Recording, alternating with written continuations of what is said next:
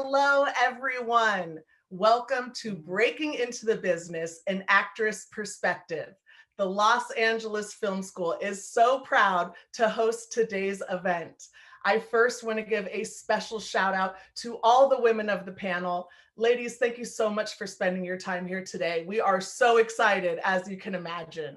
Shout out to everybody on Zoom and Facebook Live. And as always, shout out LAFS Nation. My name is Erica Braun, and I have the pleasure of introducing today's host. Now, she is no stranger to the acting industry herself. She's actually worked with ABC and Disney. She had a role in Gilmore Girls. And guys, my personal favorite, she is the news reporter on DMX's Party Up music video. She then transitioned into education, where we are so lucky that she has been a part of the Los Angeles Film School for the last 18 years. My dear friend and boss, it is my pleasure to introduce the Los Angeles Film School's very own Vice President of Admissions, Ernesta Mensah. Ernesta, it's all yours. Well, thank you so much, Erica. And yes, I'm going to get you for that. I appreciate you, but that's a write-up. Anyway, welcome all to the virtual women's panel. I'm super excited, and I've been looking forward to this moment for a while, breaking into the business and actress perspective. Guys, what we're going to do is we're going to talk acting. And we're going to talk the business of acting, but we're also going to talk about the art of building multiple creative streams of income. When you're in a pandemic, when things are not that great, you got to know what to do in those times. And I'm excited that these ladies are here today. Listen, albeit it's virtual, but we get a chance to show this to you. And what I'm going to do is hopefully we'll bring these ladies back when the campus is open and everything is good. We're going to bring these ladies back so you can have more of a one-on-one. If anyone knows me, they know my heart, and they know that I believe in planting seeds, and those seeds are to help others grow. So any knowledge that you have, you pass it on, and that's who I am, and that's who these ladies are joining you today. So without further ado, and I'm going to do this in no particular order. I'm just going to do it because if I read their entire bio, we'll probably be here all day. So I'm just going to give a little bit, and I'm going to allow the event to flow, and you'll get more information about them. Okay. You guys excited? All right. Let's get started. I'm just going to go with the first one. First up, her name is Crystal Lee Brown. Crystal Lee Brown, born and raised in Philly. And listen, let me give you a little bit.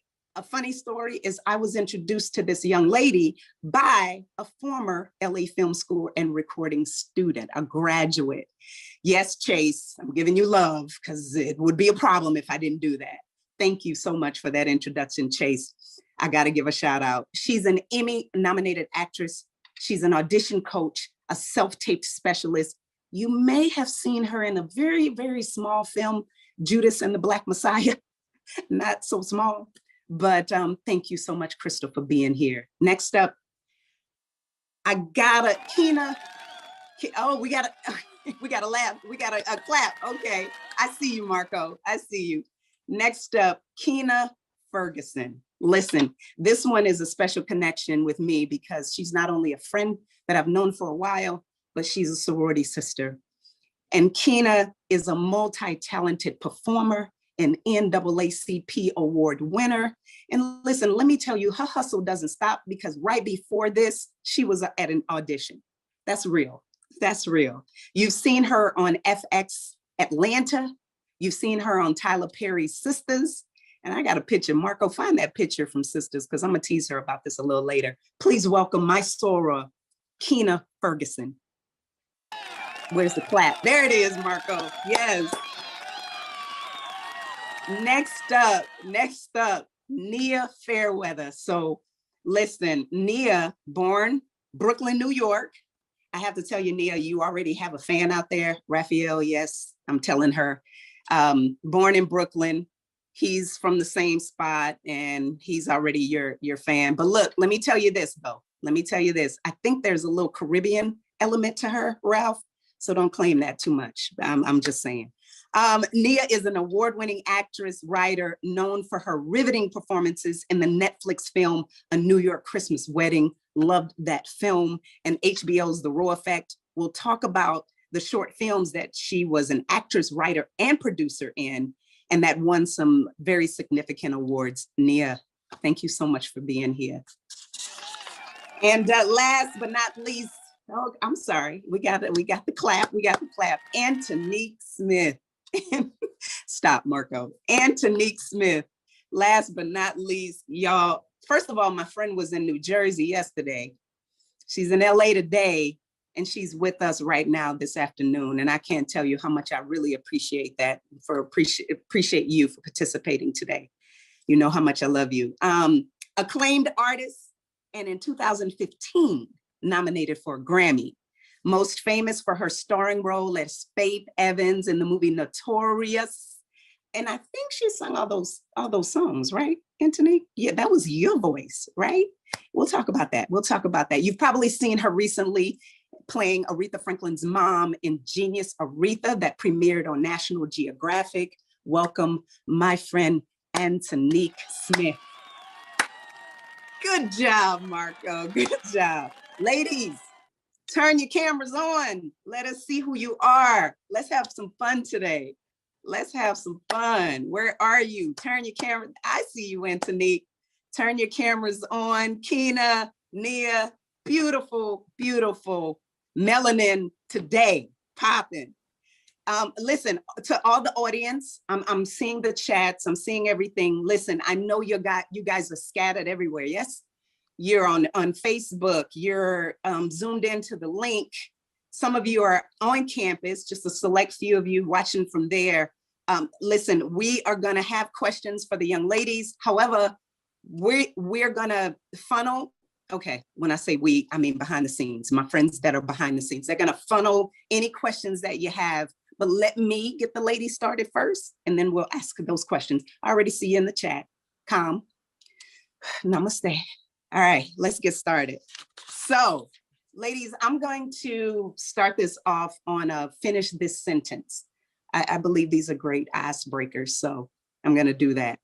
For those, okay, I just saw somebody talking about my accent. It's not an accent. Let's move forward. Okay, so, ladies, finish this sentence. And we'll start with you, Keena. I'm an artist because. I'm an artist because I was destined to be, because there's no other thing inside of me that I should be doing. Fair enough. Antonique, I'm an artist because. I'm an artist because there's nothing more that I've ever wanted to do than to make people feel, to make people happy, to make people cry, to make people feel. That's been my purpose, is just to touch people and make them feel things. Absolutely, absolutely. Nia, same question. I'm an artist because. I am an artist because it is my purpose and an obligation to use my gift to be in service of others. Absolutely. Crystal, I'm an artist because.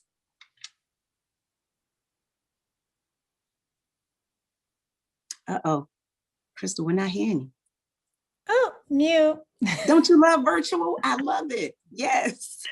I am an artist because it is my God-given purpose, and I'm a storyteller, and I love to tell stories and be affected by the stories that I watch.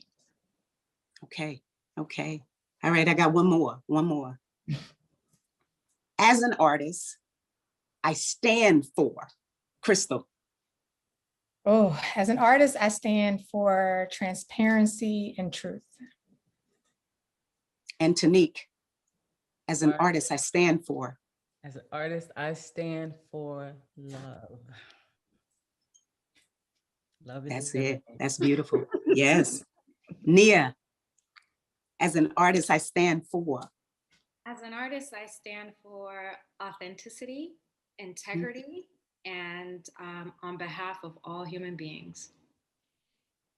Absolutely. Keena, I'm an artist. As an artist, I stand for. I stand for humanity. I stand for vulnerability. and I stand for the stories that may not be able to reach you in your everyday lives. Absolutely. Wow. Okay. I lied. I said I had one more. This is the last one. This is the last one. So we're talking, just so you know, our students are behind the scenes. They're studying to be those behind the scenes audio engineers, music producers, filmmakers, screenwriters, animators, company business owners. And so in that, we all know that sometimes you have to generate income some other way, because at that moment, that may not be panning for you. So generating income when you're not working, my side hustles are, Crystal. Well, my side hustle is, I also am a business owner. I own and operate iTape LA, which is a self-tape company that I run out of my home. So it also allows me to stay in the work because I'm helping my fellow artists. And I created it as a space for actors to come and have fun and play and release fear. So when I'm on that side, I know what it feels like. So me being an audition coach and having, this business to give back to my fellow artists has just grown me as an artist myself. So that's my side hustle. Absolutely. All right, Antonique. Oh, my side hustle is. My side hustle, the stock market. I trade, I'm a swing trader, and cryptocurrency, y'all. It's exciting. Sorry. Yes, it is. Yes, it is. Okay, I'm not mad at that. We'll talk about that later. Keena, my side hustle is, or my side hustles are? My side hustles don't feel like side hustles because they are part of me being an artist, but I coach artists, storytellers, filmmakers who want to create their own content anywhere from pre to post, because I've created a lot of my own content and that's gotten me very far. So that is, and then I've been a dancer and a choreographer all my life. So I choreograph for dance companies, for national competitions, anything of the sort. There it is. But I'm coming for the cryptocurrency, though. I'm coming. That's right. Oh, I'm in a financial group, and that cryptocurrency, I'm coming. Listen, that's a whole nother meeting after this with Antonique.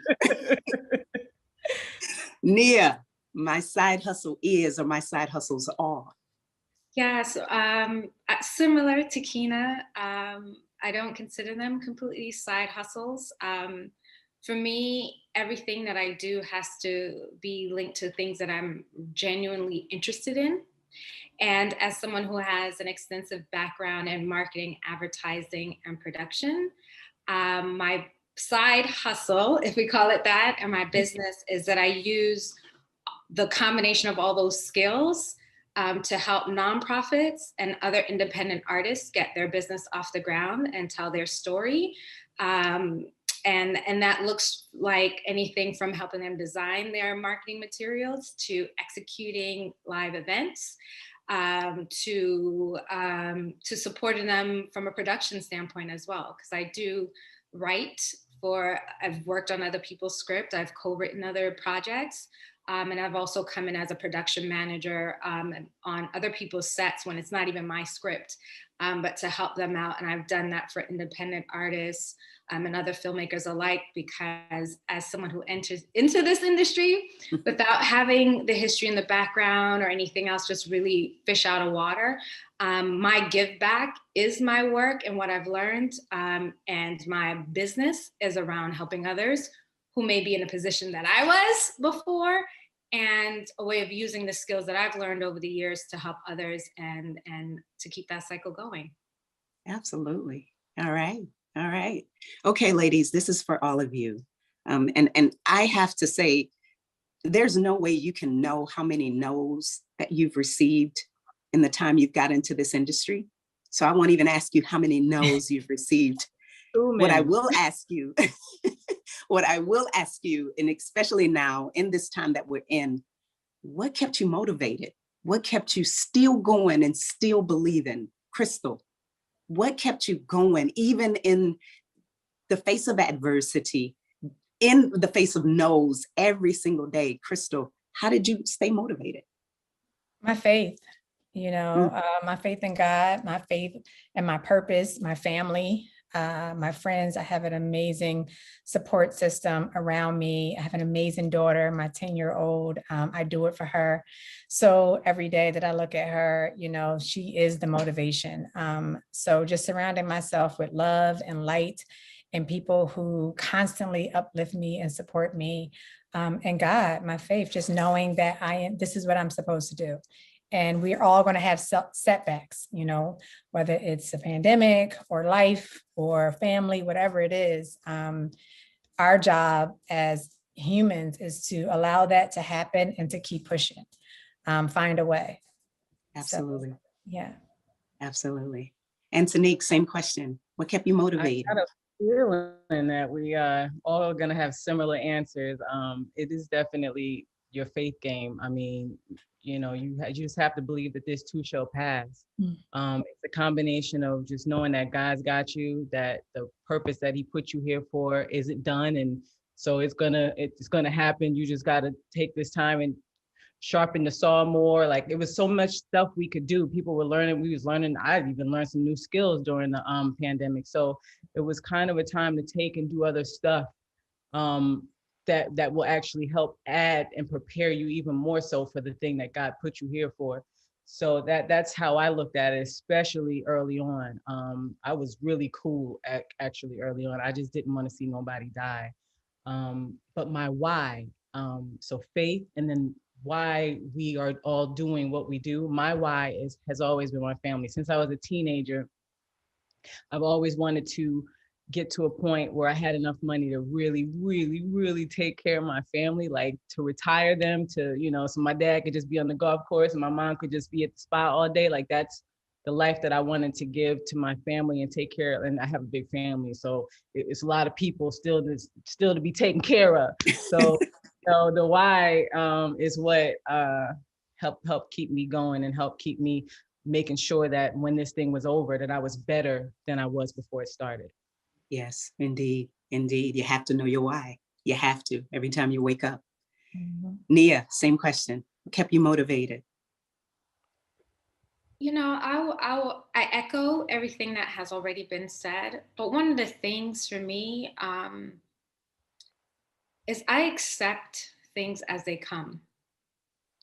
And as challenging as the pandemic may have been, honestly, when the world is like, stop, for me, it's like to fall in line and stop, to be attuned and be obedient to that and be in alignment with that, and allow myself to rest, allow myself to process, allow myself to grieve, allow myself to, the first 2 weeks, I didn't realize how tired I was. I was like, man, I'm getting up 2 hours later than I normally do. I didn't realize how tired I was, So for me, it was just to be in flow. That was the biggest thing about it, to be in flow. If it, I was just in that space of what's the healthiest for my mind, body, spirit, and, psychologically, emotionally, for myself and my loved ones. And that's what I moved to. What's the safest? What's in the most reverence of life, right? Because while there is a pandemic, while it was a virus, and while there were lives, lost in, and we've had some losses in my family, but for me, it was about having the reverence of life, and it allowed me to have more appreciation for maybe the things I hadn't taken the time to celebrate or acknowledge. This is probably the most I've spent in my apartment. I was like, the couch, couch, you're getting good sit down. Yeah, buddy, listen, my desk is like having appreciation for that, and the little things like technology, to be able to find creative ways to connect with family and friends, to take that walk on the block, and that be okay. So for me, it was being in alignment with what was most reverential for life, for my own well-being and the well-being of others. Absolutely. Absolutely. Wow, that touched me, touched my spirit. Okay, so before we go into career, because I know everyone is ready to ask questions. I want to talk about, we have a lot of prospective students that are having a tough time deciding on going after their dreams because of parents, because of naysayers, but this is their dream, to be filmmakers, to be music artists, to be animators, whatever the case is. And I have to say, I come from a world of that too. My dad's not from here. He's from another country. And when I moved out to California, I do understand what you are doing. This doesn't make any sense. I do understand.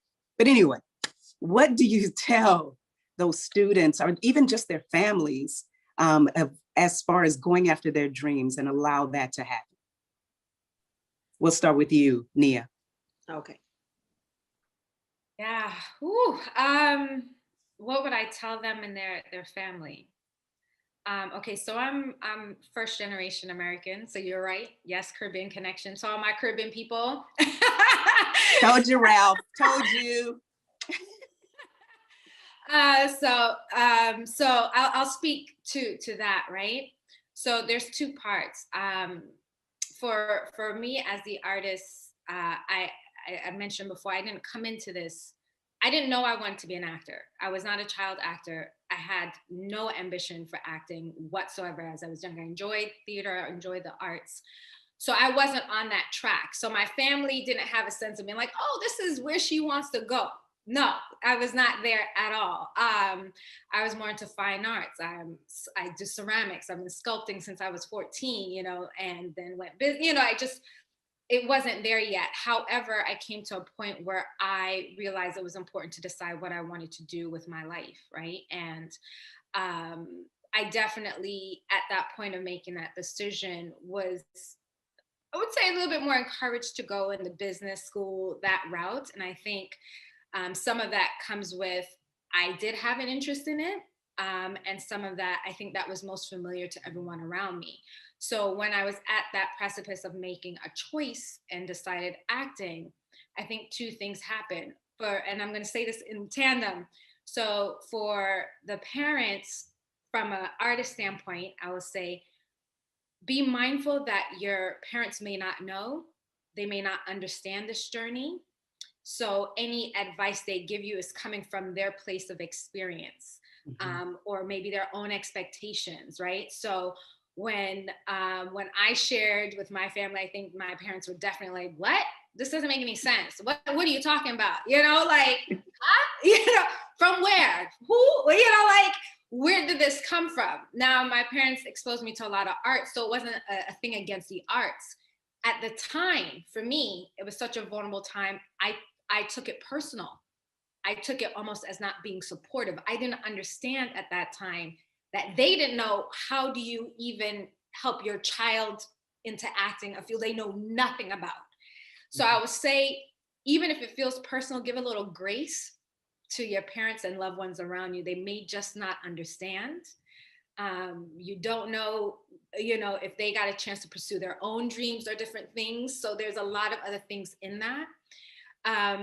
The other side of that, because it was my own decision, it became a commitment to myself, to see for myself.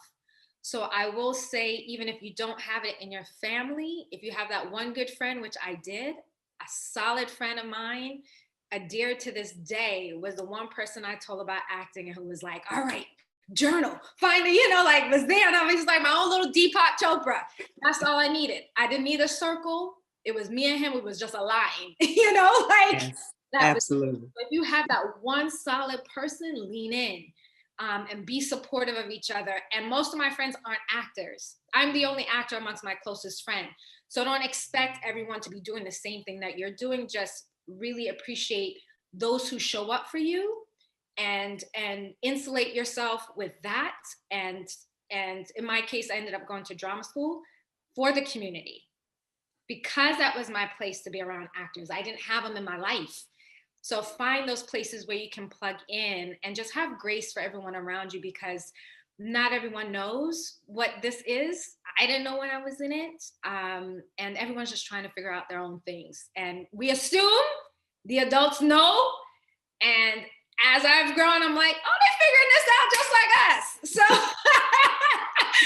so I just share that, you know, give grace to yourself as you figure things out, and to others. Absolutely. Love that. Love that answer. Keena, I don't understand what you are doing. This doesn't make any sense. What are you doing? You know, I say, you know, I graduated from college on a Saturday, and on a Wednesday, I moved to LA. And that was my plan from the time I went to college. And so for me, it was being certain. It was being bold. It was kicking the door down when I did it. And it was allowing my family to be a part of the process as it was happening. I didn't have the same thing as you all did. My mom has been a dancer all her life, so she understood that. My dad was more like, I know this, you said you wanted to do this, but like, you want to do it 4 days after graduation? Like, you just gonna jump to LA and just live your life? I'm like, I am gonna just live my life, right? And for me, it is just about, you know, I love what Nia said about like, they just don't understand, right? Like, some people just don't understand. I mean, I have aunts who are like, so now what do you guys do all day? Like, you know what I mean? So they're not going to necessarily understand, but for me, it is about bringing them along on the process. But more than anything, it is about me showing up for me, kicking that door in. I mean, not wasting a moment. It doesn't mean you don't rest, but it means you don't waste your moment, so that you are committed wholeheartedly, knowing that this is what you are supposed to do, so that you aren't looking back and people are going, well, wait, but it's been 20 years and you still talking about you gonna do something one day. Like, that you are actively pursuing this thing, because it is hard, and it is a journey, and it is long, and it is all of these things that are not like normal jobs. So if you aren't ready to come in swinging and be bold and show up for yourself, you're going to allow other people to tell you that it's not okay with what you're doing. Great. That's great. Antonique, same question. What are you doing? Your accent is amazing. That is so good. You know, parents, you know, they love you. They're just trying to protect you. They have their own fears, and like piggybacking off of Nia and Keena, sometimes a misunderstanding of what it takes out here. And so they're just, you know, their own minds like, oh, well, you know, I want you to have a real job, and I want you to, you know, have something that's going to sustain you so that you can pay your bills. And, you know, I want you to, that it all comes from a place of love and fear. Love and fear kind of mixed together. So they're just trying to protect you, and you kind of just have to let them know, like, look, I need you. I need your love and support. Just kind of a cheerleader. I need you to be on my cheering team, because this is something I want to do. And if y'all are like me, there's nothing else I ever wanted to do. Like, since I could talk. And so at first, it was started with singing when I heard Whitney Houston's voice, but I had a tape recorder. I hope none of those tapes ever surface, because I had a tape recorder when I was like 5, and I was doing the men and the women, and I was a radio host and the guests, and I was doing the theme song, and I was making short stories and doing characters, and I did puppet shows. And it's nothing else I ever wanted to do. And then we started going to church when I was about, I don't know, 7 or something, and singing in the choir. And I really thought I wasn't, at that point, I thought I was going to have to wait until I was an adult to pursue the industry, because, you know, I wasn't even allowed to listen to the radio anymore. I was, you know, I had to sneak and listen to the radio. So for the church kids, you know, and having parents that are like, you know, that's the devil's music. So yeah, I dealt with that for a few years. But then, thank God, my dad one day, the scripture, train up a child in the way that they should go, and when they're old, they will not depart from it. I don't know who or where he got the revelation from, that verse isn't just about Bible principles, that it's about life as a whole, to train up a child in the way that they should go. And as a parent, you can see what your kids are good at, and you can also see what they're passionate about. And that's the way that you should be training them to go. Not, I want you to be a doctor, I want you to be a lawyer, I want you to do what I was doing, whatever it was that I've done, and carry on the business. What is your what's in their heart? And that's what you should be training them to do. And so, You know, not all of us had like Venus and Serena dad, Beyonce dad, but you know, the parents do have a lot to do with it. And so if they're not gonna like full out like, okay, I'm gonna send you some money. And if they're not gonna do that, at least say, mom and dad, I just need you to just cheer me on, because the business is difficult and there are lots of no's, more no's than yeses. I mean, literally the ratio was like 99.9 no's. And then that one yes is really all you need. And you get them kind of spaced out. Them yeses come real spaced out.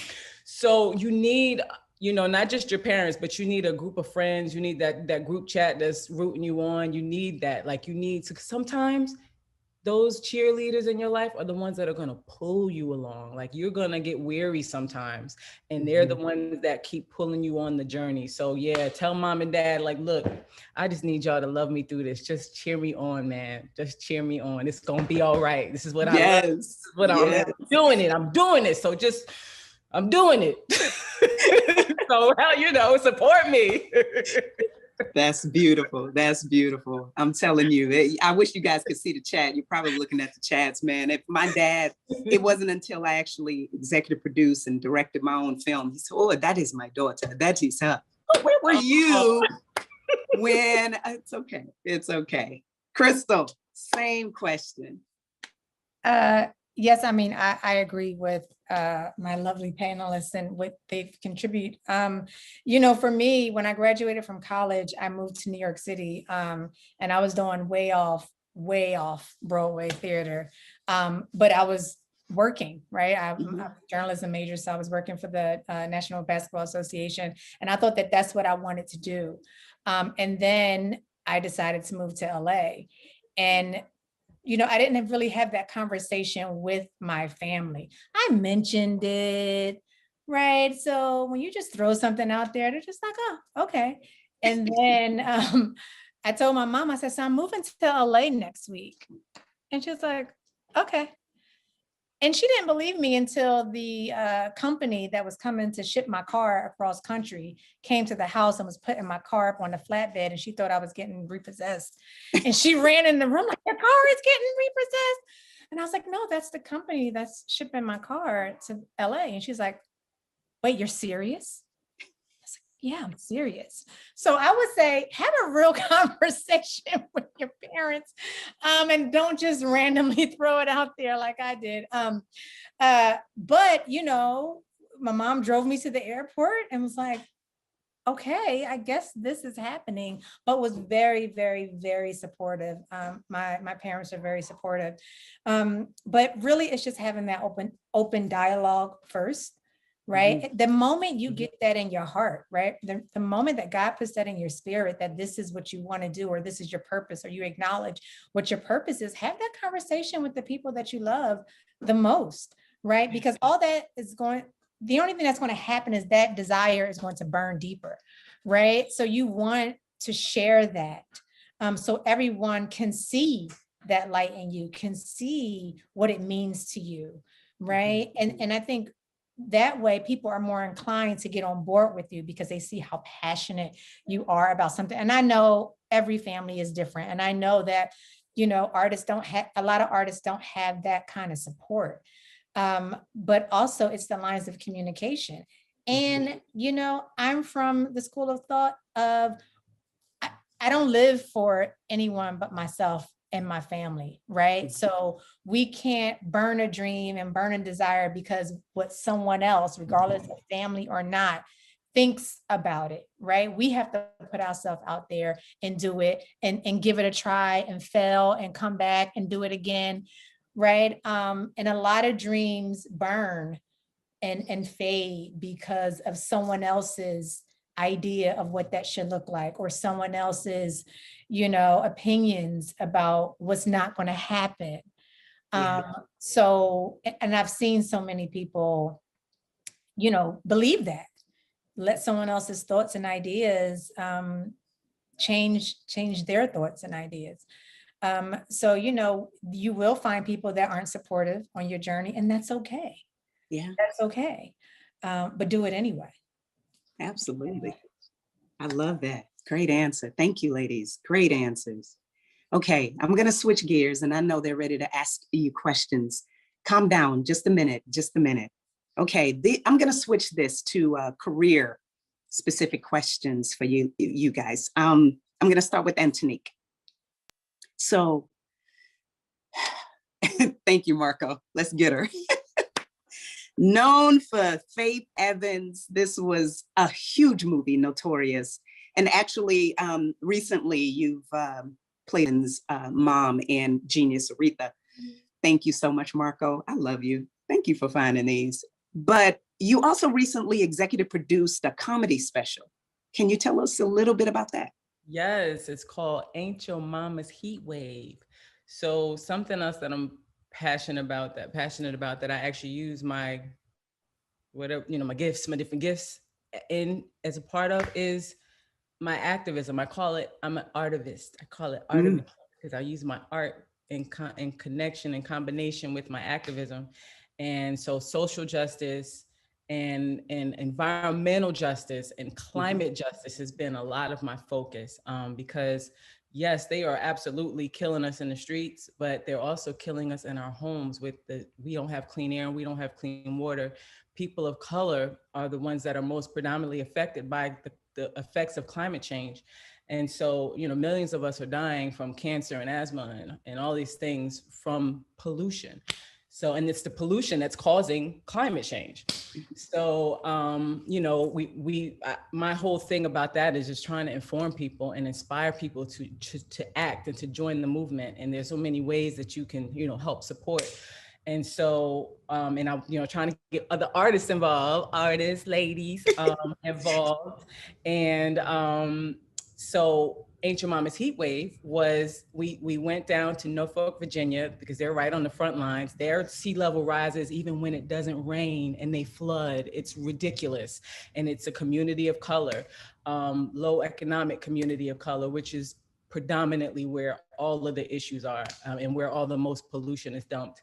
And so we wanted to, and some of them don't even realize that it's environmental. They don't realize that it's climate change that's causing the stuff. And so we went down there and they were inspired and energized because we brought 4 comedians and we had them put on this funny show where they talked about, regular random stuff, families, children, whatever.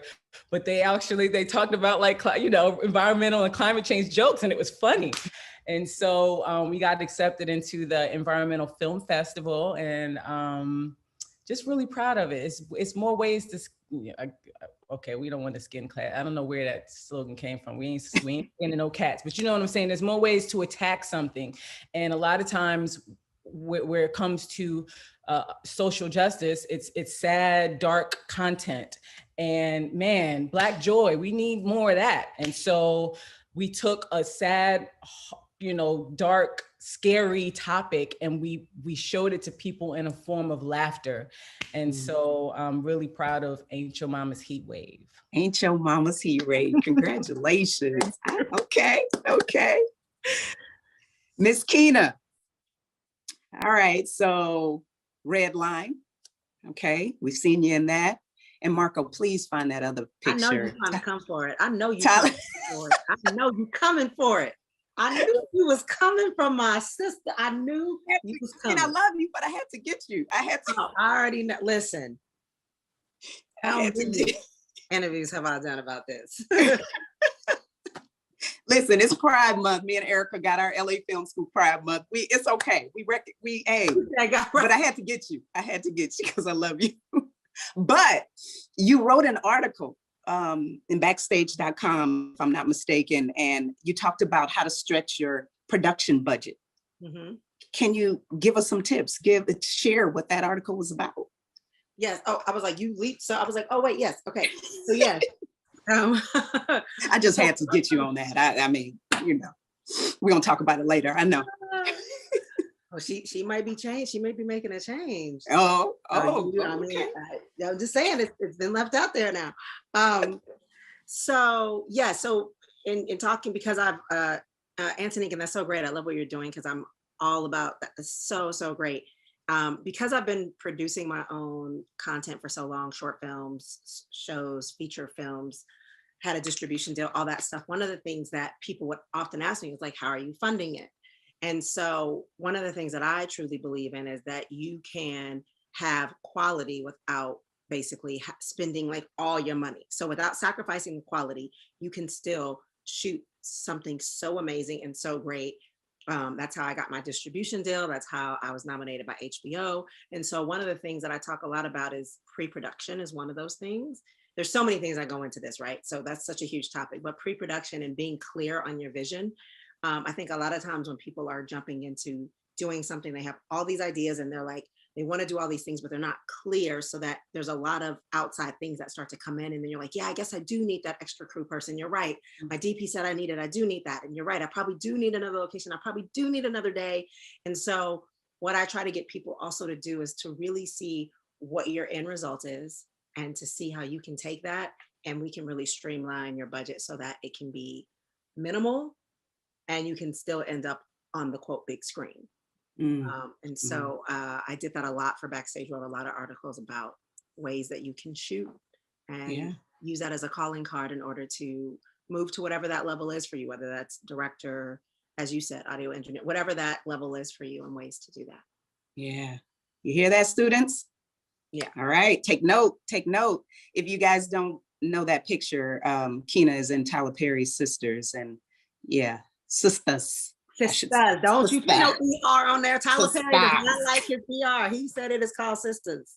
Stop sisters and Tyler Perry and his wigs. But anyway, holding up a kind of thing. All right. We had to get you. I love you. Nia, let's talk about, okay, so it's Pride Week. We're going to talk about it. New York Christmas wedding. Loved it. And let's talk about your project Four Seasons, though. Congrats on your win, Diversity in Cannes Film Festival. Congratulations on that. What was that submission process like? What did you have to go through to get Four Seasons in that? Yeah, thank you. You're very welcome. New York Christmas wedding, love. We could talk about that in film, but I'll answer your question. So Four Seasons, for those who don't know, I wrote and produced a short film called Four Seasons. Right at the top of January 2020 was the beginning of our festival season. And so we did the festival circuit this past year during the virtual festivals, which is the first time. We premiered at Pan-African Film Festival. And that was like the last gathering before everything shut down. It was like, yeah, oh, what just happened? So, and that's a journey, right? When you write and produce your own content, you look forward to all these different milestones. And so the submission process for Diversity in Cannes, similar to the other festivals, the aggregated space is Film Freeway, which is owned and powered by Amazon and IMDb. I want to say that's where the connection is. It's a really great resource because on the back end, basically you can put, so Four Seasons is a short film that centers around Charisse and Braxton as they navigate the various seasons of their relationship. And so what Film Freeway allowed me to do, which I'm the producer, I was the person handling all of that for the film, was to then look for festivals that I felt would be appropriate, either that dealt with relationships, that dealt with the character Charisse. I wrote and explored the notion but I wanted to bring to the forefront postpartum, women who experience postpartum. And so it was looking for festivals that address some of those issues, that catered to showcasing films with Black and brown people, and you get to pick all the different areas. So then what it does, it pulls up a list of festivals that you can then look and select to, Of course, there's some that we all know of, yes. But for me, it was important to also look for some of the local festivals that actually were in cities based on where my cast and crew is from. Because as someone, yes, I'm from New York, and being from New York, you have the luxury of having a lot of film festivals and things that happen there. But when you have folks that may be from Boston or smaller, not Boston is not a small city, but other small cities and towns, I was also looking for areas festivals in those areas so Mhm. that they could represent the film, because remember, before virtual is like, how are you gonna fly there? Who's gonna go? How are you gonna show up? That's a part of your budget is the film festival circuit, right? Mhm. So for me, it was like being strategic and picking places where all of us can go to. If I couldn't physically be there, could my actor go? Could the director go? Could someone else go? So with Diversity in Cannes, I had the tremendous fortune, my first film I was ever in as a lead, The Raw Effect, had its international premiere at Diversity in Cannes. And not Diversity in Cannes, at the Cannes Film Festival, right? Mhm. In their film market. So for me, I was familiar with the festival and the name. I had not been part of Diversity in Cannes, and this was my first time submitting as a filmmaker. So that process, I did submit through Film Freeway, and each festival makes it very specific how they want the deliverables, what format your film should be in, what assets they need, your key art, your poster, your trailer, all of those things. Mhm. And so I submitted all of those assets that they needed in order to review. And then they basically come back and say, you're selected. And you're like, what? At first, but the tricky thing was, it was originally supposed to happen early in the year. And so you gotta remember, everything stopped and we're like, whoa, wait, I just submitted to all these festivals. Sidebar, filmmakers, festivals cost money. Mhm. To submit to. Absolutely. So you don't get that money back. So I'm like, so y'all gonna figure this out or not? Like, what's gonna happen? What's gonna happen? And it's not just about the film. For me, it's like, as a producer, I feel like it's my job to make sure that all of us get to celebrate, my actors, my cast, my crew, like everyone. So with Diversity in Cannes, shout out to Yolanda, who holds that down. Yolanda Brinkley is the woman that holds that down. That is her baby. And she was very transparent. They made their selections. It had to be delayed. We didn't know what would happen, if it would be a physical festival or a virtual. And fortunately, they figured out a way to go virtual, which ended up happening. It was potentially going to be in fall 2020, but it didn't happen until February of this year because it was trying to figure it out. So we just had our last festival showing at Diversity in Cannes. If any of my cast and crew are on here, I just want to shout them out. Love you, appreciate you. And at that festival, we ended up winning Director's Choice, Best Score, and nomination for Best Writing. Awesome. Marco, where's the applause when I need the applause? Thank you. So it was one of those things where that was a journey. You're like, oh no, yay! It was like all the emotions. We went there with it. Great job. Awesome, awesome, awesome. Okay, Crystal, you're gonna end this conversation. So Judas and the Black Messiah, amazing film, just all over the place when it came out. And I want to talk to you later about Call Me Candy. We're gonna talk about that because powerful. I saw it. Yeah, we're gonna talk about it. But how do you get, I know that you're an acting coach and you do that, was one of your hustles. So how do you get your client base? When you first start out, or even now, is it more people now that they've seen you? How do you do that? It's really a referral. I started out taping all of my actor friends. I've actually taped Keena before. I actually taped Antonique before. Like, they are like OG I Tape LA clients. And I'm friends with so many actors in LA. It's really a huge family out here. So it became just word of mouth. And it's kind of blew up more than I gratefully, where we actually opened up a second location. But yeah, it's really just about the trust level with the clients and with my friends and people who, obviously are booking and working and getting producer sessions and going further in the audition process, coming here and taping with me. So I'm just grateful that I'm able to help, right? I didn't have this service or someone like me, not to like say it like that, but when I first moved here 17 years ago, right? I was just trying to figure it all out, figuring the business out. I didn't move out to LA knowing and understanding the business. It took me about 5 years to really get grounded just in what is this industry? How do I fit in? And then once I learned that, I started giving back to my fellow actors and teaching them about the business. So that's how I started before I tape LA. It was just like, you know what? Now that I have this information, my job is to give it to those actors that's coming behind me so they don't have to waste, right? I'm grateful for my journey, but had I came out here ready and well-informed about the business, it would have took a lot of years off the beginning journey for me because I would have already came out here ahead of the game. And I didn't want another actor to have to go through that. And everyone's journey is different, but if I could have just added something, you know, on their tool belt and in their head to like, this is what you need to know before you come out here. This is how immersed you need to be on the industry that you're entering in. That's why I pride myself in giving that back to my fellow artists. Yes, that's beautiful. Ernesta, can I jump in on something that Crystal said? Of course you may. I think it's great too, because Crystal and I have been friends for years as well.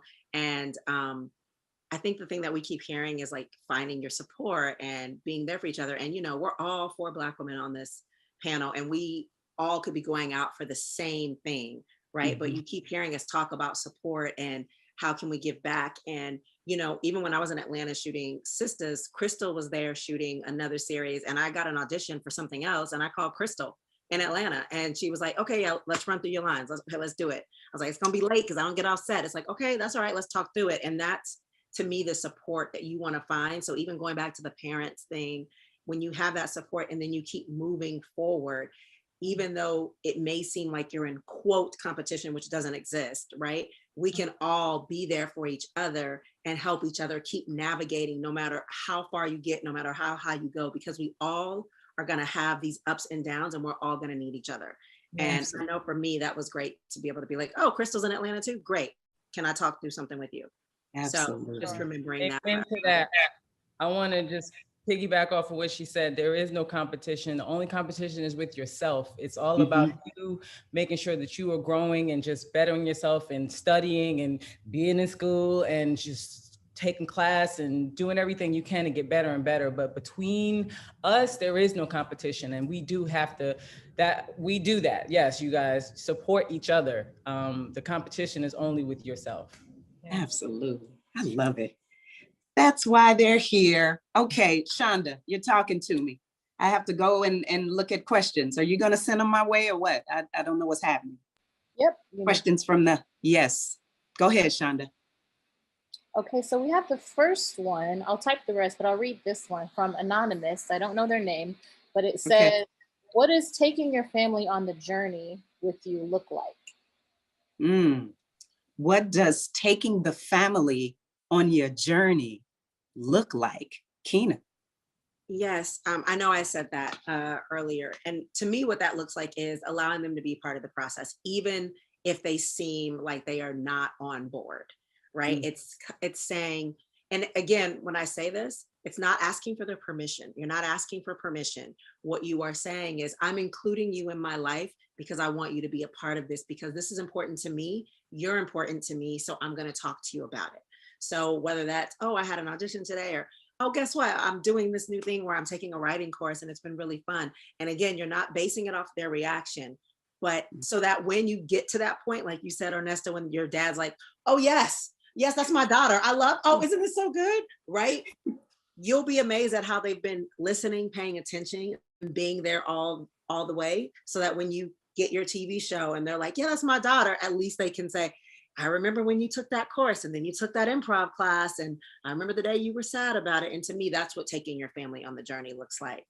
Absolutely. That's so true. When they see that you're serious and you're not going to let anything hold you back, I think that's what happens. You know, with my father, it's like, oh, I can't stop her, so she's going to do it. Okay, who's next? Who's next? Shonda? Okay, we have one from Marvin. So he says, with all of the no's that you get starting out, when you finally get that first yes, how do you ride the wave to make sure it doesn't come and go? How do you ride the wave when you get that yes? Antonique. Well, here's the thing. It comes and goes for everybody, because even at the top, you think of like the top. You think, Will Smith and Denzel and Brad Pitt and Tom Cruise and all the top, right? They can't all do the same movie. That one role that's in that movie, they have to choose between them too. So there's movies that, The Rock does and Will Smith doesn't do that role because The Rock's doing it. So even at that level, there's a no. If it's between The Rock and Will Smith, only one of them can play the role. So somebody is getting a no, even at that level. So the no's never go away. It's just something you just have to accept, that no matter what level you get to, there's going to be, things that other people are going to participate in that you're not going to be able to because they are. And it's okay, because not everything is for everybody. What's for them is for them, and what's for you is for you. So to ride the wave, I say, as far as continuing to get more yeses, maybe not, they still might be spaced out, but to get more yeses, that's, continuing to hone your craft, that's pursuing, getting an agent or a manager or somebody who believes in you professionally. That's really important. I guess it's probably, to get that, you have to have a little bit of, I'm sure LA Film School is helping y'all learn how to make a reel for yourself and all that kind of stuff. So those are the kind of assets that you need: photo, headshot, all the stuff that you're going to need to go take that meeting. That first yes may help you get that next level person on your team. So it's not necessarily about riding the wave to the next yes. I mean, obviously, when you get to Will Smith level, even the movie that he couldn't be in, that Denzel is in, I mean, who cares? Because he's still Will Smith. So yes, we all aspire to get to there. That is #goals. But at the end of the day, as long as you're being the best you can be, and you got your cheerleading squad, and you're, getting good advice from people, referrals, asking questions, because asking questions, like Crystal was saying, like learning the business and figuring out, how to properly network with people so that you can connect and make real good, authentic relationships with people, because people like to work with people they like. Absolutely. So, all of those things matter. So to keep the yeses coming, they may be spaced out. I'm just going to prepare you. They may be spaced out, and that's okay, because we've all had way big spaces between our yeses, but they will continue to come as long as you're still doing what you're supposed to be doing. That's good. That's good. I want to piggyback off of that. Shonda, you hold the next question, because I want to piggyback off of that. Nia, so we got a lot of no's. We got a lot of no's. And we get to this yes. What makes you decide what kind of producer you work with, or this director that you work with? What's your decision making? Because you got a lot of no's, but is this the producer I want to work with? Is this the director I want to work with? Spike Lee be doing some crazy stuff. Do I want to fit it? What do you do to make that decision? Like, the answer is yes. What do this producer or director has to have for you to say yes? Nia, we'll start with you. That's a really great question. And it has several layers for me. My biggest, I would say, discernment. I'm very discerning about what I say yes to. I am not someone who is easily swayed by someone's celebrity status or any of that. I'm not. That's not why I'm in this industry. I'm here to be of service to the stories that need to get told. And so for me, my first thing is the script. What's the role you coming to me? What is she saying? What is she doing? Does she have an arc? Who does she represent? What is her journey? What is your attachment to the story? What do you want to say? And then for me, from there, if I understand that, and if I look and I say, wow, this is something that I really want to give voice to, like a New York Christmas wedding, prime example, that script came to me. And for those talking about the wave, there's a lot of no's and stuff like that. There's a couple of things I say. nature, if you look at actual waves, they come and go. That's nature. Accept that. That's just what it is. That's just the fact, right? Don't try to go against that. You try to go against that, you're going to fail. Nature wins every single time, right? On that point. The second thing is, if you're not getting yes, make your own yes. And I wrote my own monologues. I produced my own shorts based on my monologue. I hired and I gathered the directors, artists I had worked with before to get my own stuff made. I share that all in my answer to this question because I produced my own short, Ordeal, which went viral and did really well. It was focused on a young woman who was homeless on the streets of New York, right? Me doing that and then being part of a theater company, my work, I didn't know while I was doing all those things, while I was riding my various waves, all right, as someone who hasn't had an agent or manager in my entire journey until 2 months ago, right? So those waves, that like those troughs was like, you know, like figuring that out. So I pieced this all together to say that when A New York Christmas Wedding came to me, the director of that film saw my work 10 years ago.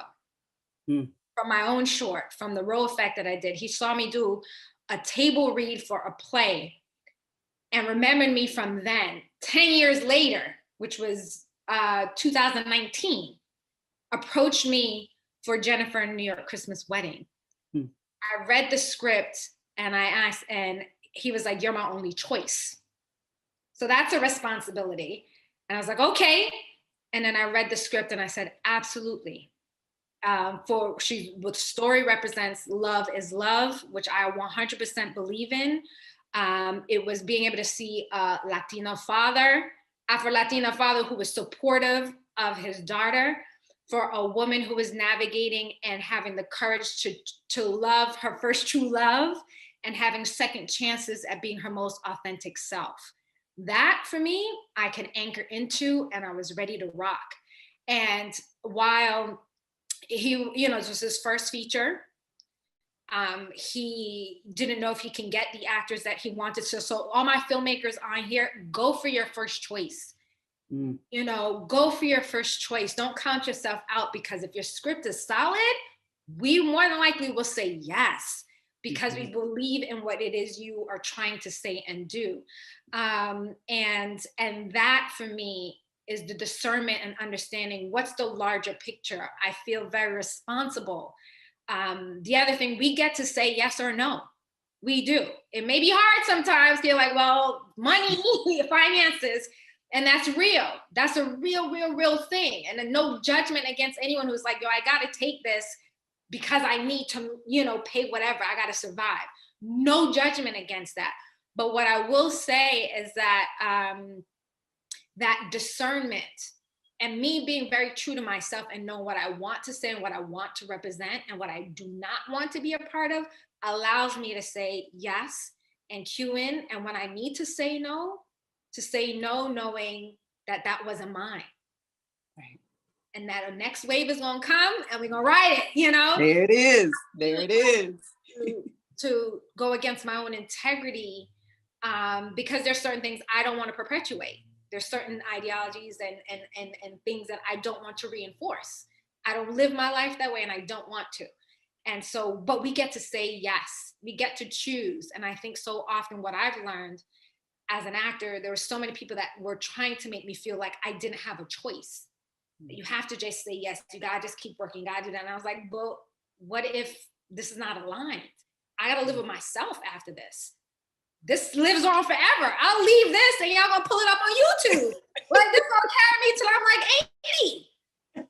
You know, so I look long-term. I'm not short-term focused in that way, because I truly believe what we do as artists and as the role of actors is part of an ancient art. And there's history there, and what we get to put out in the world affects culture and how people see themselves, and we can change. And so I carry all of that in my decision making. Wow, that's real. That's real. Thank you. Thank you for that. Ooh, okay. Where are we, Shonda? I'm sorry. Time. Talk to me. We have a lot of questions, a lot. I So see. yeah, there's a lot. So I'm gonna go in the order that I saw them. Okay. Okay, so we have one from Leroy Lubin. He says, how do you make the jump from not having credits to getting your first one, especially since casting wants you to have experience before bringing you into the room, but you need someone to give you that chance in order to get the experience? Oh, Lord. Leroy wrote all that? Go ahead, Leroy. Okay. Okay. Woo. All right. We're gonna, let's give this one to Crystal. Crystal. Woo. It's a lot. I know I was rereading the question. You know, making the jump from not having credits to getting your first one. That starts with having a team, right? In order to get in the room, especially, you know, in bigger markets in New York or LA, to get into a casting room, if you don't already have that relationship, is based off of your rep. So your agent or manager getting you in that room. And then it's your reps believing in you, right? Enough to make that pitch or that call or that submission, making sure that your marketing materials, number one, are phenomenal in terms of, you know, your headshot is your marketing tool, is your number one calling card. So that's what they're calling you in with. And, you know, you also have to understand that casting directors, the industry knows that everyone starts somewhere, right? So don't beat yourself up just because you don't have credits yet. All of us didn't have credits at one point. But that didn't stop the auditions from coming in, right? If you have a team, auditions are going to come in. It's up to you. Your rep can get you in the room, but your job is, how do I stay in the room? How do I consistently get called back into the room? Because just because you're auditioning doesn't mean you're not putting up great work, right? When we talked about, you know, what's for you is for you. Our job as actors is to book the room, is to make fans, right? Is for the industry people to become fans of us. We're not going, and guess what? The best actor is not going to get the job every time. We see that on television a lot. And I mean, you know, I'm not saying that in no disrespectful way, but the best actor does not get the job all the time. And that could be based off of a relationship, that can be based off of a look, right? So many things that are out of our control. But you just have to keep doing the work. Keep doing the work, keep showing up for yourself, right? Keep being prepared. You can't fall into the mindset of, well, I've been to 20 auditions and I haven't booked anything yet, so nobody's checking for me, so I just got this audition, I'm just gonna wing it. Like, no, you have to constantly be in the work and constantly doing your best. That's how you gain traction. That's how momentum starts, right? By keep showing up, and eventually that first credit will come. I can't remember, you know, my first credit, I did a lot of background work when I first moved to LA. And I did it because I knew I'm doing this so I can make the necessary connections with the people behind the scenes, right? That I can cultivate relationships with, right? And that wound up getting me SAG eligible. I became SAG because I worked on the Eve show, the rapper Eve, because a friend that I knew was her manager at the time, and his cousin was like, it was all about who you know, but also who knows about you. They knew I was new to LA. They knew I was out here hustling, and I just was trying to figure it out. So that's how that first credit came. But it's because I showed up. I didn't ask for anything. I just kept showing up, and it was given. So once you get that first, I'm going back to your question. Once you get that first credit, right? Like Antonique said, it could be another year before your next credit. It could be another 3 years. What are you going to be doing in the meantime? Right? Are you going to give up just because you're one and done? Or are you going to keep applying work? Are you watching television? Are you seeing, you know, what type of shows do you want to be on? What's your trajectory? And the same thing that Nia was saying in terms of what we say yes to, right? Especially as Black artists, I believe that we have to say no more times than we say yes. And that's just because the scope of the industry and what is written for us and what is out there for us to really, you know, chew on, to show our true artistry. And also understanding your yeses are the stairway to the trajectory of your career.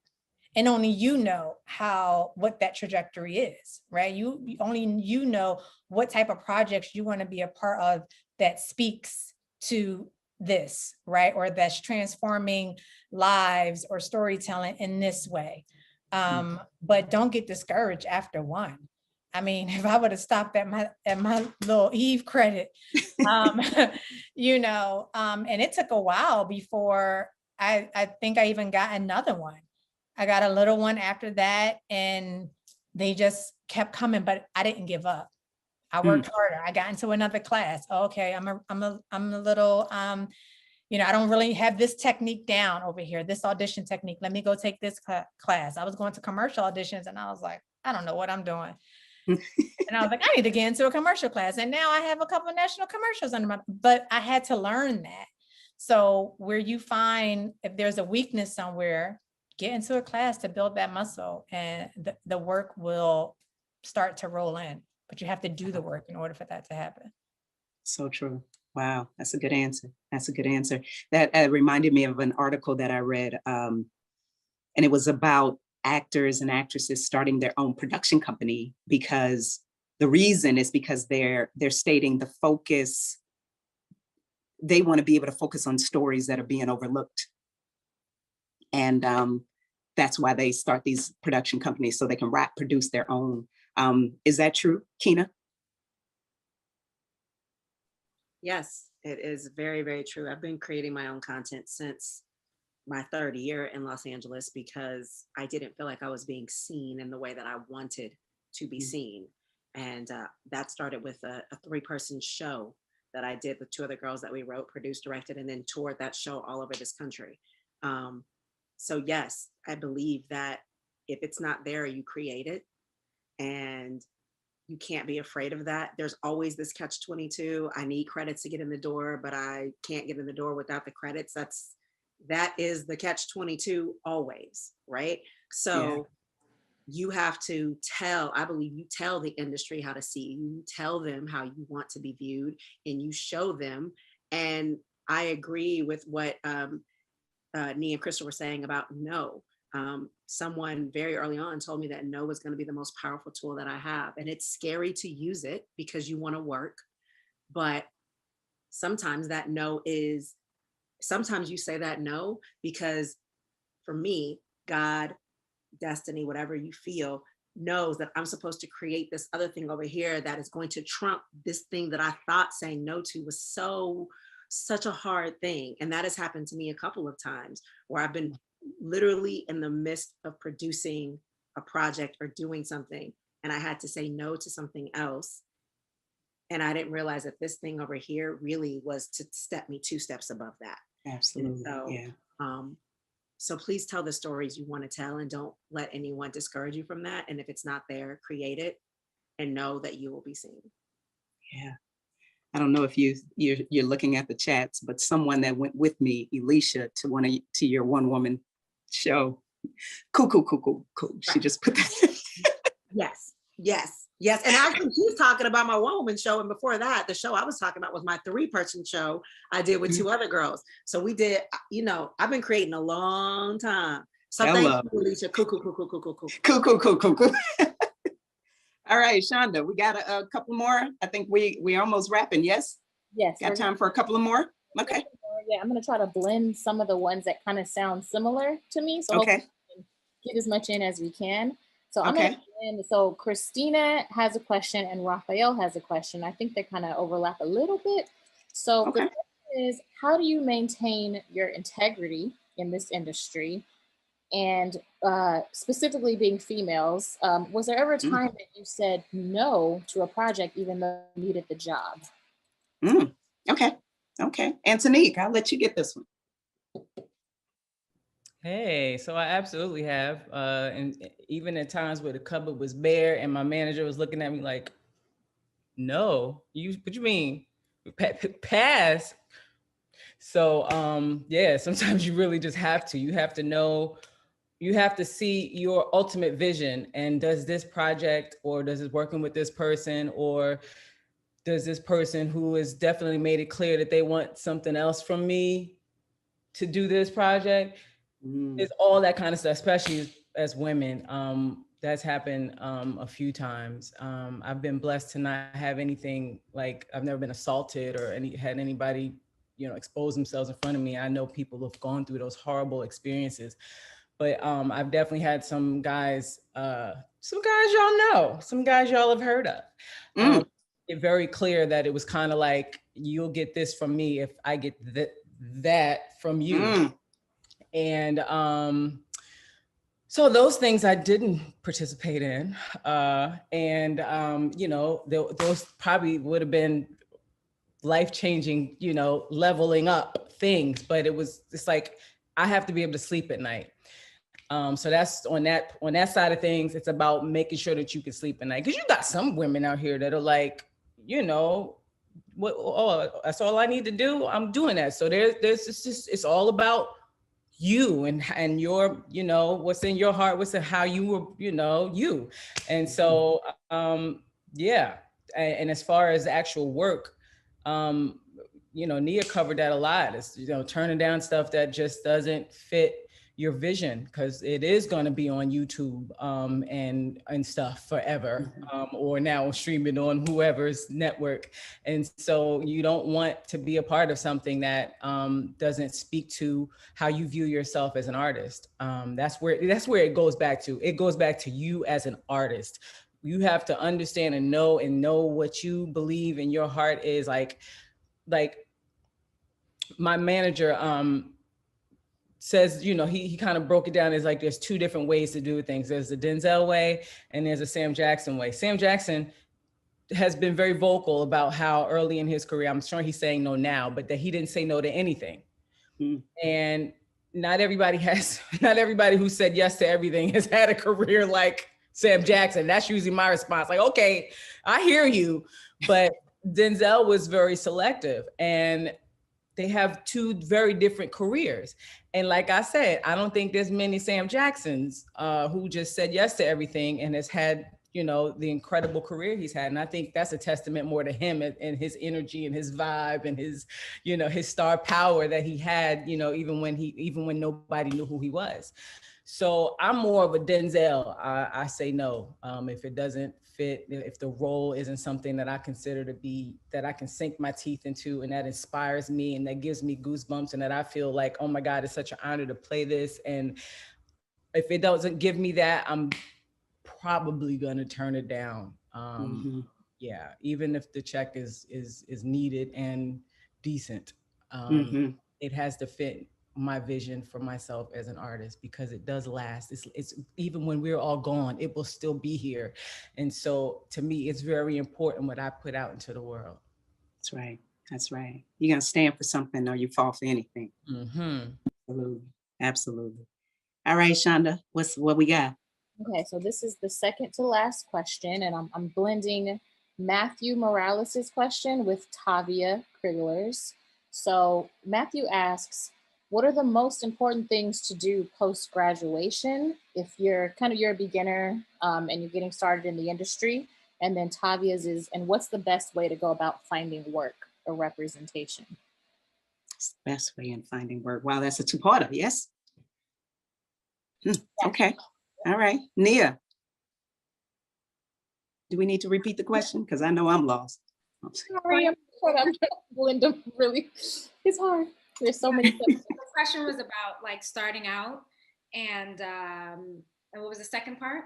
Yeah. So what are the most important things to do after graduation? Like if you're just in the beginning of your career, you just graduated, what's the most important things to do? And then also, what's the best way to go about finding work and education? Perfect. Okay. And so, but from a filmmaker standpoint or actor or either, I can talk to, I'll talk to both. So I'll say for both, if you're an actor or filmmaker, attend every free session at every film festival. That's what I did. I came out of drama school and they're like, go out and get work. And you're like, but where is the work though? Like, where exactly is that? How do I find this? No one prepares you. So For actors, get familiar with Actors Access. And I say that because you do not have to have representation. You can go on there and you can pitch and submit yourself. What you will need is a headshot. So I say out the gate, get your headshot. Whether you have credits or not, get your photos done. Nowadays, you do not have to pay $600 to $1,000 per sit down. You can have somebody do that with your iPhone, let's be real, and put it up, because most people aren't collecting physical headshots right now, right? Mm-hmm. So for the purpose of just getting up and started, and I'm the lean school of this game. Lean is my game. I am like lean and lean. So get your photo, Actors Access. I believe on like Casting Frontier, you can also send some stuff, and they vary by market. Actors Access gives you LA, New York, all major markets, and some smaller markets. And then some of the other casting portals have by city. You can also, Actors Equity, yes, although it is a union, they also have open calls and stuff for non-union. Right now, for all my people with everything transition, it's a good time to just see what's out there, because everyone is being a little bit more flexible on how they're casting and how they're filling up their roster for certain projects. So looking at those institutions, filmmakers, I will definitely say, take advantage of the film festival. Every film festival I've been to, either as an actor or producer, always has some free conversations, some screenings. Now with virtual, there's a lot more panels and talkbacks. So where networking may not be able to happen in person as they did, say, about a year or so ago, you can still get into these spaces, get the contacts, get their networking information, and ask, and still be in touch with a community. And now everybody, for the most part, either has a website or Instagram or some way to get in touch, which was not the case 10 years ago. 10, 12 years ago, it was like, man, let me not lose this business card because let me not drop it out on the way with my Metro card out the subway. Like, it was like real, like it was golden, right? Now there's a little bit more access to get in front of people, or at least express your enthusiasm or appreciation for their work, and connect that way, and not as many barriers. So I do want to take away this idea of it being extremely daunting and not doable. As I've already said, I am someone who has not had the agent or manager. So I was not necessarily always being out for pilot season or the different things that people would go into if you have representation. But what I will say, either, creating your own work. If you have that one short film, stay in touch with everybody on that crew.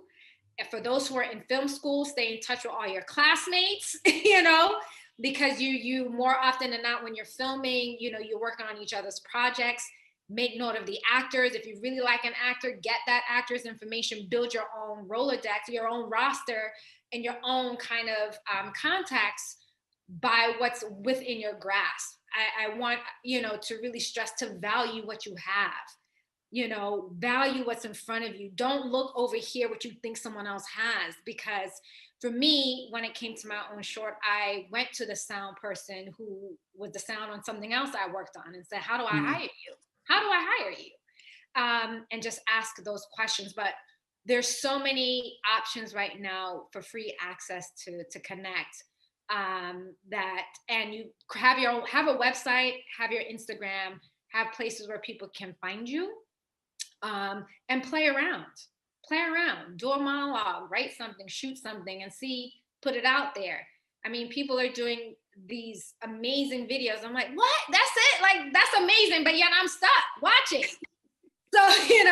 So, I just want to say, be as creative. Don't just let your imagination go. Don't cut it off before you've had time to just flourish in your own space. Everybody's doing everything in their own lane. Create your own.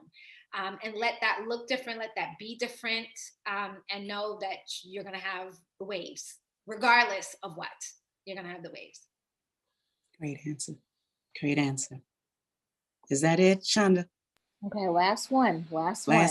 Okay. Okay, this is a blend of 3 different questions I got, but they're all about balance. How do you balance your life with your family, your daily responsibilities, and also how do you balance that with pursuing your dreams, especially with the risks that come with it, like making ends meet? Mm. Mm. Keena. Yes. I've come into this thing lately where I say there is no balance. I just don't, you know, this world that, you're like, yes, I'm working. Yes, I'm being the best mom. Yes, I'm being the best wife and the best daughter and the best friend and the best writer and the best producer and the best director. Like, and I'm doing all of that flawlessly. I just don't know that that is happening. So for me, what I've said is, how am I doing what I'm doing in the present moment to its fullest maximum potential? So that, as opposed to being here at this panel with you all, and I have a newborn and a toddler, and thinking about that and thinking about my audition I just left, I'm just, how can I be 100% present here and be with you all? And that's what I'm doing on set. That's what I'm doing when I'm studying, so that as opposed to my time being so split all the time, thinking about a million things, it helps me. I love what Nia said earlier about being in flow. That helps to keep me in flow, to just be present as ever in whatever it is that I'm doing, and doing it to its maximum potential. Now, what does that look like logistically? To me, I'm a deadline person and a time person. So not that I have this down perfectly, but for me, what that looks like is, okay, maybe what I'm doing right now is I'm spending 1 hour strictly working on, some reading a script. And that's all I'm doing in that 1 hour. I'm not doing anything else. And then this next hour, I'm going to spend, if people are asking about getting an agent, researching agents, researching what is a great agent for me, who has, the type of people that I want to, be represented by. And I'm only doing that for that hour, and so on and so forth. So that each time that I'm spending towards something is really getting done, and it's really getting done again to its maximum, as opposed to this I'm kind of doing it, but I'm also like checking Facebook and I didn't get to finish it, and I have so much. Like, for me, that is what is essential. And also, you just get more enjoyment out of everything that you're doing when you're just present doing it. Is it easy? No. Can it be hard? Yes. But I think, for me, sometimes what I say is like, I just start laughing and I'm like, this is crazy and hard and ridiculous, but I'll remember this moment for a role. I'll remember this moment when I read a script and they say, this girl is all over the place and she can't figure out how to settle down. I'm like, yep, I'll remember this moment right now to put that into a role later. And I kind of always do that. And that kind of helps me to lighten it up. And to just remember that life can be chaos, life can be messy, and it can also be beautiful. And we just have to be present in it. Awesome. Awesome. Well, listen, I for one, just wanted to say how grateful and how much I'm appreciative for all of you being here today. I do have one last, we're going to end this by asking, what is on the horizon for each and every one of you? Or what do you hope to be on the horizon as the world begins to open? Because it's happening. I guess we're going to know on the 15th of next week what California looks like, but where do you hope to go at this moment and beyond? Keena, I'll start with you. What do I hope for? Well, listen, I said all that, and I'm hoping for a lot of bookings, right? A lot of bookings. Said all that, and I want a lot of bookings. It also looks like I've been, I just directed something that's taking its own legs. So I'm going to be directing a couple other projects coming up. I do a ton of voiceover for a bunch of stuff. So I have some new video games coming out that I'm voicing, and some new commercials that I can't even say, but it's coming. And and then, I want to take what we did in the pandemic, which was like really spend time with family, really still recalibrate. I want to take that into this new opening so that I can stay, centered. Yeah. And just loving the work, loving what I'm doing, loving all this creating that I'm doing, and Yes. maximizing that with time with family and friends and all that life has. That's all I got. We'll take it. We'll take it. Crystal, what's next? I was so blessed and fortunate during the pandemic to work consistently throughout the shutdown, which I know as artists, we were just like, what are we going to do? But the fact that I was able to work, stay healthy, be on safe sets and all that was just, it was a blessing and it was a huge gift.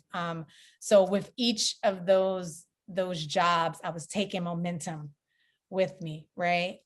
So now I'm just continuing the momentum. I'm hoping that I'm hoping that the momentum continues. But knowing that I am the conductor of that momentum. I am the conductor of that train, right? Me cultivating relationships and being positive and hopeful and knowing that I'm always in the work and I'm always about the work and I'm always going to do the work.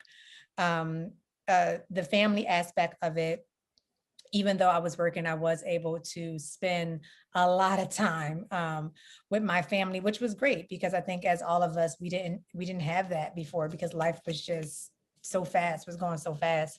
So I look forward to spending more time. I look forward to the summer. Today was my daughter's last day of school. So now I'm like, okay, what are we doing for the summer? But I'm excited to spend that time with her, with my husband, and also to look forward to the second half of the year that is going to be as busy as the first half, God willing. So that's what's on the horizon for me. I have a show coming out in the fall that I'm excited about. And yeah, just, and my birthday is Sunday. So I'm not going outside though, but happy early life day. Yes, thank you. Bringing in another year of love, life, and abundance. So that is what's on the horizon for me. Absolutely. Claim it. Absolutely. Nia, what's next? Wow. Well, thank you so much for the invitation to be here. I just want to say thank you for this opportunity. And with you lovely ladies, so many gems. In this moment, I'm just grateful. So I think moving forward is continuing to be in a place of gratitude for each moment moving forward. And for me, it is taking all the things I discovered during quarantine. I had a coach who said to me very early on, don't make this your God. Don't make this industry, this work your God.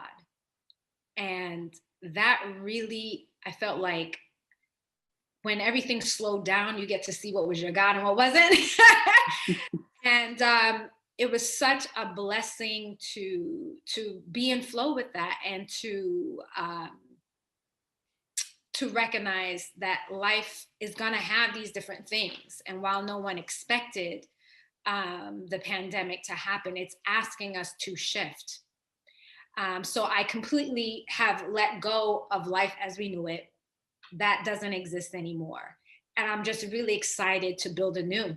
I'm really ready just for whatever's new, whatever's next, whatever's fresh, whatever new ideas, whatever new collaborations, the skills and talents and gifts. I'm like, girl, you've been having this right here. Let me go use that and help somebody else. During the pandemic, I still was out there serving our homeless and unhoused neighbors, and that service and that work continues, in making sure that they have what they need, making sure that they can be safe, while vaccines may or may not be as readily available, for that community. But if we're talking about keeping everyone safe, let's be real. Let's try it out, right? So for me, that's one aspect of it. On a work front, I am writing on a couple projects. And so one script is done. I have, for 4 seasons, I've written the treatment for it as a TV series. So that's completely done. And I found out not too long ago that it is going to be premiering sometime very soon on TV. I can't say until that they announce. So I'm just really grateful for that and just continuing to see my own visions through, and seeing where I can be of service to others, to other artists, and just my fellow neighbors. And with my family, growing up first generation American, I'm used to not having most of my family be near. And I never thought about really taking just how that equipped me a little bit more for the distance. And yet having already know how you have to cultivate and keep the closeness even when you're apart. And that there's not that many things that we thought before. You can create connection in such small moments. And so for me, it's to maintain those discoveries and connections in everything that I do. Absolutely. Touch my heart. Antonique, what's next? What we doing?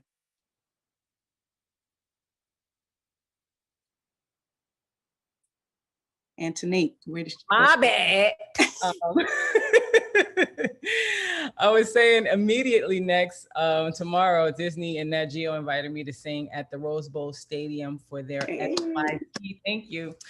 Genius Aretha, you know, it's Emmy season, so they're doing the FYC for your consideration stuff, and I'm singing.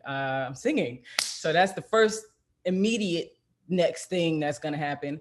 And I'm developing a few television and film projects as a producer and actor, but as a producer.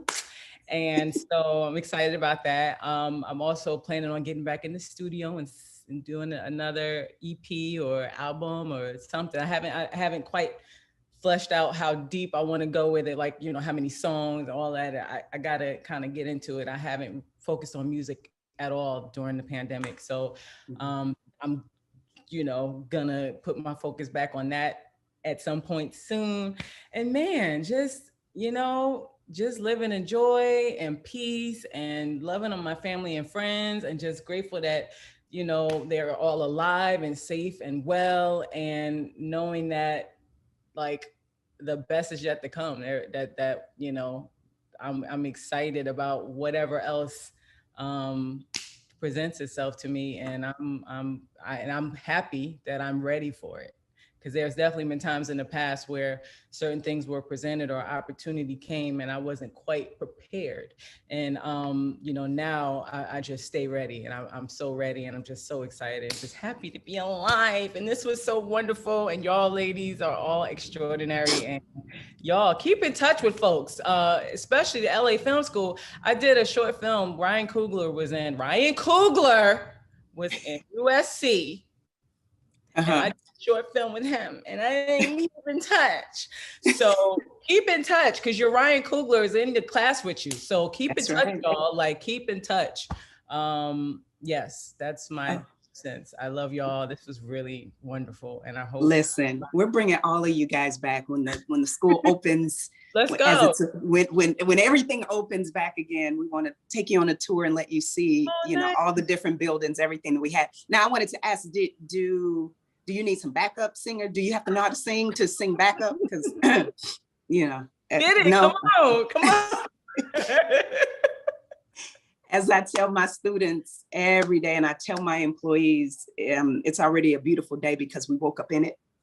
And I tell my students, you know, always be creative because your dreams matter.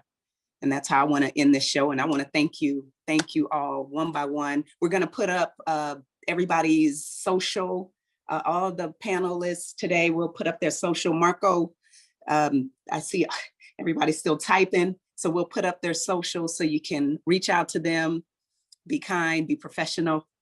Don't ask to be in every project. They're saving space for me first, but thank you, ladies. Thank you so much. Don't go anywhere. But guys, have a great day. Have a great day, and always be creating. Thank you. Thank you, everyone. This was great.